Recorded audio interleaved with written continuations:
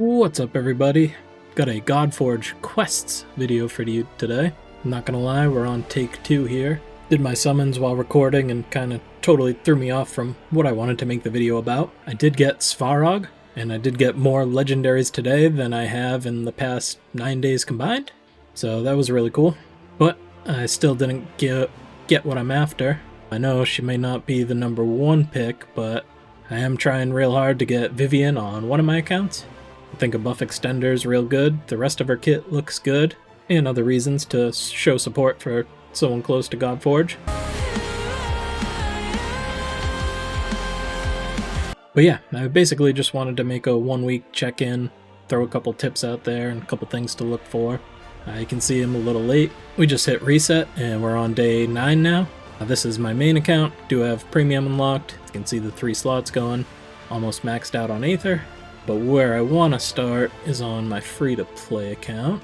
So here you can see my Last Thought is still locked. Get premium. You can see my Aether, I'm almost at 2600. But what I will say is a couple resets ago, I was at 24,000. And I had Sun Wukong in my imprint rotation. But locking imprints is obviously a premium function. So Sun Wukong imprint slipped away, and that's one I would really love to get on both accounts, which leads me to my tip. Obviously you can only play what you can play, but if you have the chance to, we know the shortest quests will give you the most Aether if you can stay active and continuously reset them. So what I would say is if you're free to play, you want to push the hardest you can to at least 25,000 Aether. Don't get your portrait, because that'll put 5,000 Aether on reserve, and as soon as you get 25,000, start paying attention to these imprints and choose the one that you want. There's over 200 heroes.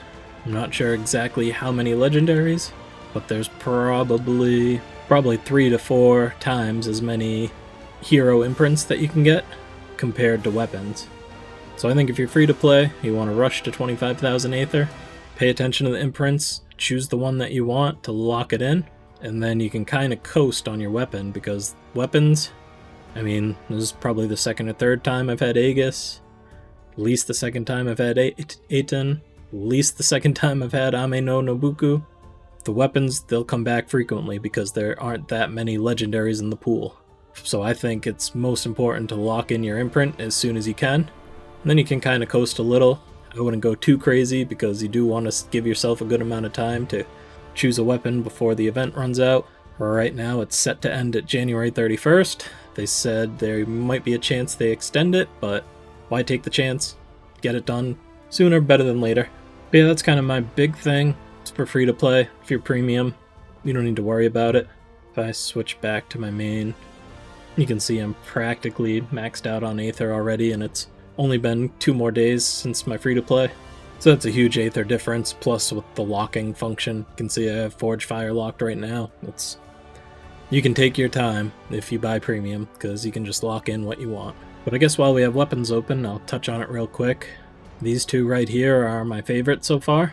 I know there's a lot of talk about Namsaru being in the mix for top 3, along with Forge Fire and Excalibur. And I definitely think Namsaru has a huge upside with its damage stacking and the potential that it has to unlock huge damage. But I think the losing your buffs is a huge downside, especially early game. You might be relying on those buffs, so it's not a great weapon for early game. And it also grants divinity and turn meter, so now you're struggling with your speed tunes to make sure your speeds stay aligned. I'm not saying you can't make it work, but it's definitely not the most user-friendly weapon.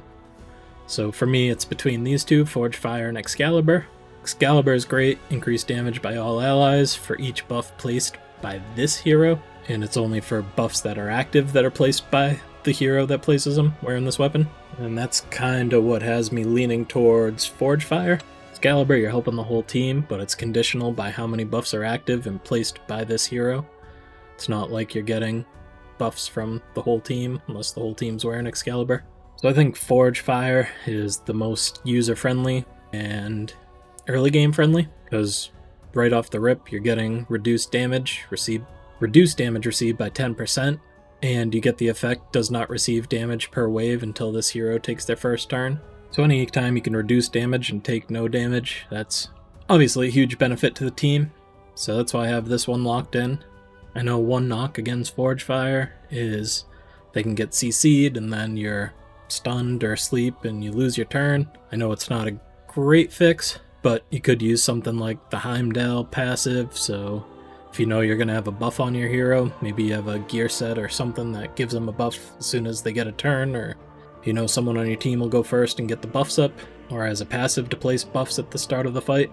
And if they're under a buff, they'll have a 40% chance to reflect any debuff received. I guess reading it now could be an issue with the terminology. It says debuff, so maybe you can still be disabled, which kind of pokes a hole in my next imprint, is the Epic Bastet has a 15% chance to instantly remove any debuff placed on this hero. So if those work with disables, great options for Forge Fire. If not, back to the drawing board. But either way, I think it's still my favorite for its easy plug and play and its general utility in the early game. The last note on Forge Fire is you don't have to worry about the stats you get on it. If you get a damage dealing main stat, that's great, you can equip it on your damage dealers. If you get a main stat for survivability, it's great, throw it on one of your healers or your revivers. Something that comes to mind is throwing this on a reviver. Maybe there's one that grants, maybe it's a one person or a full team revive. I'm thinking like Cardinal in Raid, where you have Forge Fire, don't take any damage, your reviver, boom, full revives the whole team with a full turn meter, or, you know, that's pretty OP, so maybe it'll just be a single person revive with full turn meter, but can change the battle real quick with a skill like that. That's the other reason I like Forge Fire. The stats aren't as impactful, whereas if you get a Namsaru without damage dealing stats, not great, because you want it to build your damage. And kind of Excalibur, you don't really want damage dealing stats, you want survivability, because it's going to go on the hero placing the buffs, not the hero doing the damage. For imprints, obviously if you can get something that pairs with the weapon you want to pick, that's great. But one thing about imprints is you might not want to think about early game utility for imprints, especially if it doesn't match the weapon you're taking. Who knows when you'll get a good weapon that you want to use the imprint on. And on top of that, it's been said in a Fateless video that imprints don't take effect unless the hero is 4-star awakened. So again, that's something that might not be that early game. You might not have the materials to 4-star awaken a hero, and have a weapon you want to put the imprint on, and have an imprint that's good for the weapon and hero that you have awakened. So imprints, you probably want to think about the long-term plan, something you want that'll be useful late game. Personally, my two favorites are Sun Wukong and the Morrigan. I think the Morrigan's ability is huge, with the chance to possibly increase the turn count on enemy debuffs, while possibly decreasing the turn count on enemy buffs. That's just a super useful ability to help weaken the enemy team. And Sun Wukong's imprint is just ridiculous. Placing Immortal for 2 turns when you receive fatal damage for the first time is a great way to keep your glass cannons alive.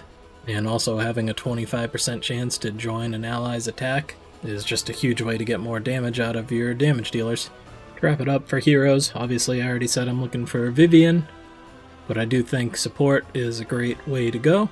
If you can get Isis, Heimdall, Quetzalcoatl, I know those are kind of big 3 supports that are going to be huge to help your team. If you're looking for DPS, it's hard to ignore Sun Wukong. He's looking like a beast. Honestly, do what you want. You're not going to brick your account. A legendary hero is going to help you a ton. If you want to go for damage, I'd probably be going for damage if I wasn't looking for Vivian. I love pumping out huge damage numbers, and that's how I want to have fun. A lot of the early game stuff you can just blast through usually, so it'd be a lot of fun having your starter hero and a big time nuker, both of them just plowing through the campaign. I also want to say take everything with a grain of salt. We don't know all the legendary hero kits yet.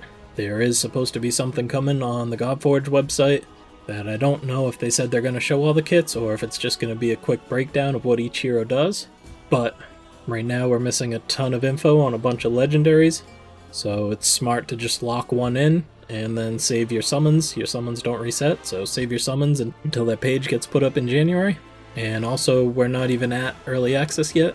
Everything's still technically work in progress, and even early access will probably have a lot of balancing, so just keep in mind that these heroes that might have these dominant kits right now could get nerfed.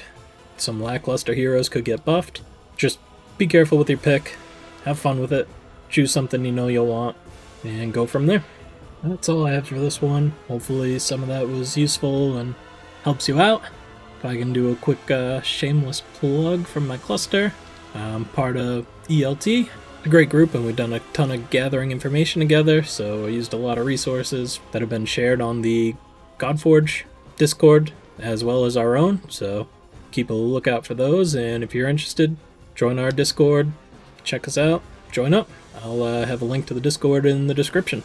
Alright, that's it for this one. Have a good one.